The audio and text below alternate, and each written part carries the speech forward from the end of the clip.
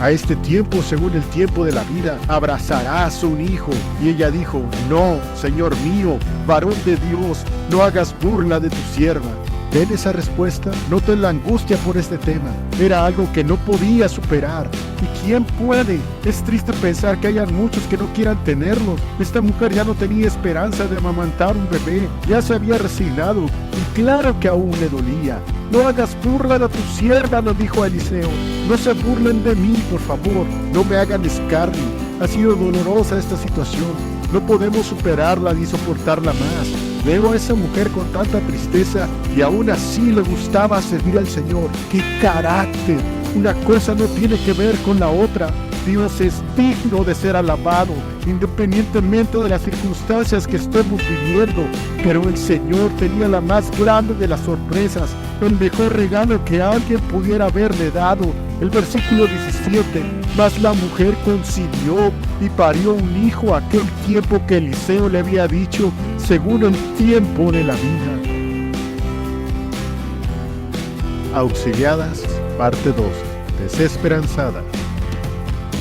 Hay una situación en cierto tipo de trabajos que me parece muy curiosa. No es que sea bueno o malo, sino que simplemente capta mucho mi atención. Tal vez ustedes hayan oído, o por qué no, hasta hayan trabajado en ciertos lugares de ensamble de piezas pequeñas donde solo contratan mujeres. Son trabajos tan delicados, piezas tan pequeñas y frágiles que, estadísticamente hablando, los hombres somos demasiado torpes para hacerlo. Simplemente las empresas ganan más contratando a mujeres para esos trabajos. Hermanas, siéntanse bien, son más importantes de lo que creen. Traigo a colación esta situación, pues para hacer esos trabajos se necesita una persona muy observadora, alguien que difícilmente se le pasan los pequeños detalles. Este es el caso del que quiero hablar hoy. Es una mujer de la que no conocemos su nombre, pero sí su ciudad natal, Sunem.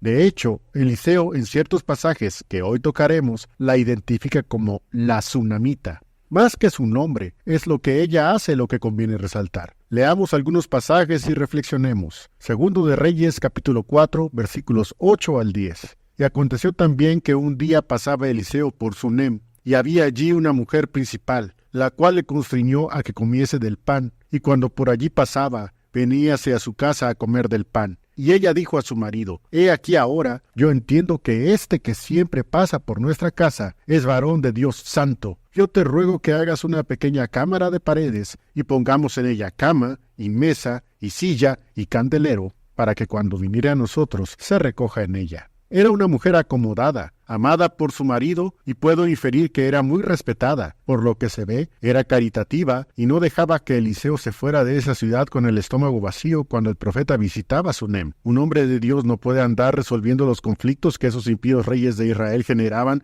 sin nada en el estómago, ¿verdad? O bueno, eso pienso yo que les decía esa mujer.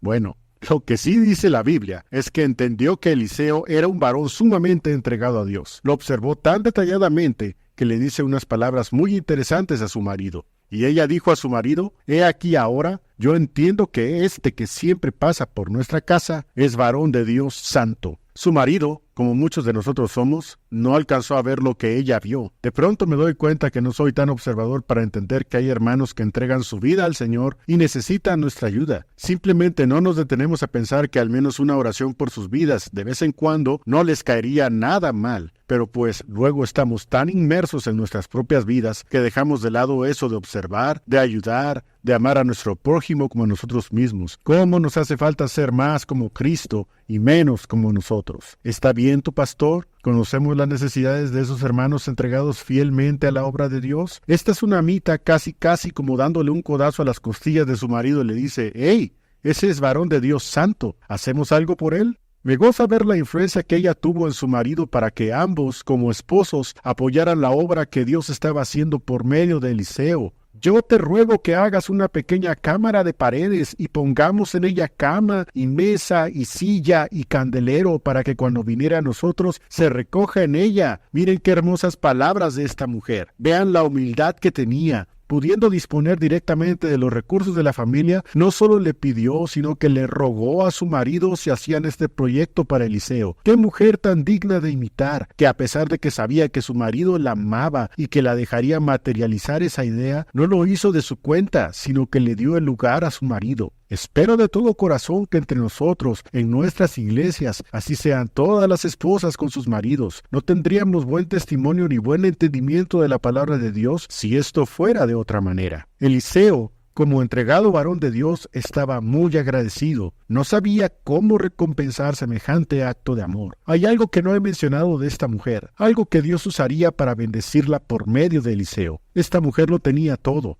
Bueno, en realidad no todo. Faltaba en su hogar lo que le da la mayor alegría a una familia. Faltaban los pequeños pies, las manitas en las paredes, los interminables pañales, las despensas vacías después de 2 días de haberla llenado. Todo eso que se vive cuando hay hijos en casa. Se imaginan a esta tsunamita viendo a su hermana, a su vecina, a su amiga con un hijo o con una hermosa niña y ella simplemente no podía. Amaba a Dios, proveía para sus siervos, era una gran esposa, en fin. ¿Por qué no tenía un hijo? ¿Por qué Dios no le daba esa dicha? ¿Sabes que así es Él? No es que llegue tarde, no es que no sepa. Él sabe cuándo y cómo. Ya Eliseo le había preguntado obteniendo esta respuesta. Segundo de Reyes capítulo 4 versículo 13. Y dijo él a Giesi, dile, he aquí tú has estado solícita por nosotros con todo este esmero. ¿Qué quieres que haga por ti? ¿Has menester que hable por ti al rey o al general del ejército? Y ella respondió,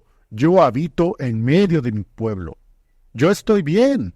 Pero Eliseo bien sabía que algo no estaba bien. El siervo de Eliseo se dio cuenta de algo. El versículo 14 dice, y él dijo, ¿qué pues haremos por ella? Y Giesi respondió, he aquí ella no tiene hijo, y su marido es viejo. Qué importantes son los hijos. ¿Cómo aprendemos de ellos, no es cierto? Son unos grandes maestros. Nos abre la visión a pensamientos que jamás tendríamos sin ellos. Por nuestros hijos somos capaces de todo, pero qué tristeza es no poder abrazar uno. Eso trae desesperanza. Pasan los años y nada. Esa era la angustia de la tsunamita. Eliseo le trae la noticia más inesperada de su vida, una que incluso rechazó en primera instancia. Versículos 15 y 16. Dijo entonces, llámala. Y él la llamó, y ella se paró a la puerta, y él le dijo, a este tiempo, según el tiempo de la vida, abrazarás un hijo. Y ella dijo, no, Señor mío, varón de Dios, no hagas burla de tu sierva. ¿Ven esa respuesta? Noten la angustia por este tema. Era algo que no podía superar.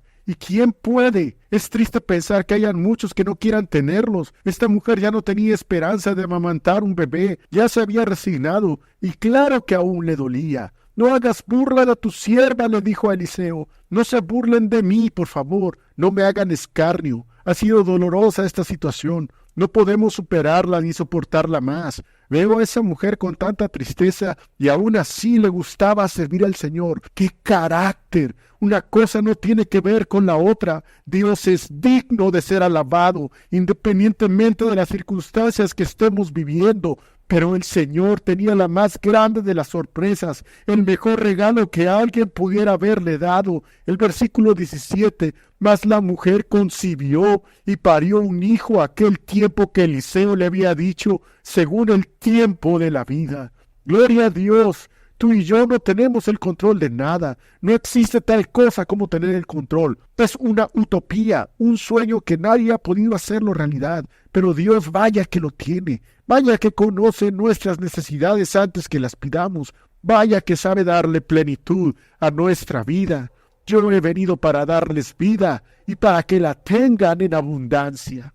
Qué dicha fue para esos padres ver crecer a su hijo. Qué grande es Dios con los que Él toma por hijos. Pero hay algo. Si seguimos leyendo, vemos que la historia no acabó aquí. Hay un hecho por demás enigmático, un acontecimiento dentro de los planes soberanos de Dios. Algo que Dios quiere enseñar a través del horno de la aflicción. Y es algo que duele, la peor pesadilla de cualquier padre, la más grande angustia de una madre. Versículos 18 al 20. Y como el niño fue grande, aconteció que un día salió a su padre, a los segadores, y dijo a su padre, mi cabeza, mi cabeza. Y él dijo a un criado, llévalo a su madre. Y habiéndole él tomado y traídolo a su madre, estuvo sentado sobre sus rodillas hasta mediodía, y murióse. ¿Cuáles son estos tus planes, mi Dios? ¿Cómo puedo entender tu voluntad? ¿Por qué tomas estas decisiones? El tan anhelado hijo, la razón de su renovada esperanza, se había ido.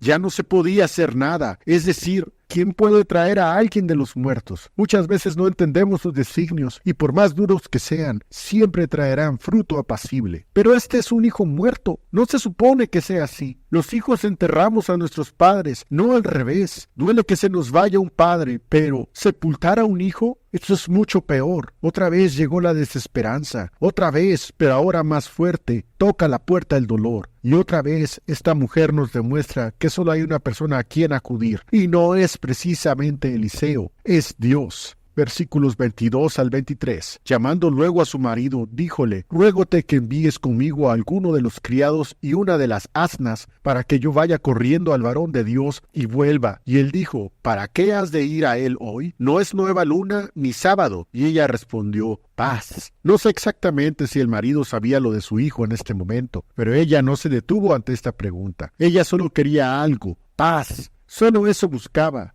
¡Qué gran enseñanza es esta! Una pequeña palabra, 3 letras que se encuentran en su presencia. Solo queremos estar con Él. Suficiente con eso. El dolor puede ser muy grande. Más grande es Dios. La desesperanza puede ser abrumadora. La angustia terrible y la tristeza inconsolable. ¿No conocemos quién es Dios? Mirad a mí y sed salvos todos los términos de la tierra. ¿A quién iremos? Solo tú tienes palabras de vida eterna. Alabad a Jehová porque es bueno, porque para siempre es su misericordia. ¿No dicen eso los redimidos del Señor?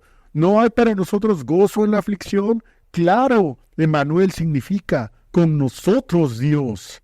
Fue esta mujer con Eliseo y él sabe que está angustiada. Dios se lo dice, aunque no le dice por qué. El versículo 27 nos informa: y luego que llegó al varón de Dios en el monte, asió de sus pies, y llegóse Giezi para quitarla. Mas el varón de Dios le dijo: déjala, porque su alma está en amargura, y Jehová me ha encubierto el motivo, y no me lo ha revelado. Un incrédulo dirá: ¿así es tu Dios? Tal como la mujer de Job replicaría: bendice a Dios y muérete. Pero ese incrédulo no entiende algo muy importante. ¿Cómo sabríamos que Dios es bueno si no entendiéramos de qué males nos puede librar? ¿Qué tema tan sublime es ese de su soberanía? Todo lo que hace es bueno en gran manera, aunque luego, como esta tsunamita, no entendemos por qué. El versículo 28 dice: y ella dijo: ¿pedí yo hijo a mi Señor? ¿No dije yo que no me burlases? Otra vez eso de las burlas, otra vez el dolor, el mal recuerdo. Dejemos atrás aquello que nos lastimó. Sé que duele, pero duele más no dejar la herida que sane. No la sigas hurgando, no alimentemos nuestras amarguras. Sé lo que luego se siente, pero es peor recordarlo, revivirlo, saborearlo y rumiarlo. Cuéntale a tu padre. Así como la tsunamita le contó a Eliseo lo que pasó, tú y yo podemos ir ante nuestro padre y contarle. Mientras llega su respuesta, deja un bastón, un testimonio de que pronto llegará. Eso fue lo que hizo Eliseo con su bastón y llegó tal como lo había dicho. Versículos 31 y 32. Él entonces se levantó y siguióla, y Giezi había ido delante de ellos y había puesto el bordón sobre el rostro del niño, mas ni tenía voz ni sentido, y así se había vuelto para encontrar a Eliseo y declaróselo diciendo: el mozo no despierta. Y venido Eliseo a la casa, he aquí el niño que estaba tendido muerto sobre su cama. Se ve que pasaron varios días, pero tal como ese bastón que daba testimonio de que Eliseo llegaría pronto, tenemos en nosotros esa confianza de que Cristo pronto, muy pronto nos ayudará. Y el solo hecho de que Eliseo haya llegado era suficiente para infundir cierta tranquilidad. ¿Lo ves, hermana? Tal vez tu problema no está resuelto todavía, pero Cristo está allí contigo y eso da la tranquilidad que tanto anhelamos. Hay algo interesante en lo que sigue, algo muy característico de quien está cerca de Dios, algo que por cierto no se le había visto a la mujer tsunamita, y ese algo pudo haberle ayudado en medio de tanta angustia. Sin embargo, qué bueno que hay otros que nos enseñan qué hacer en medio de nuestros problemas,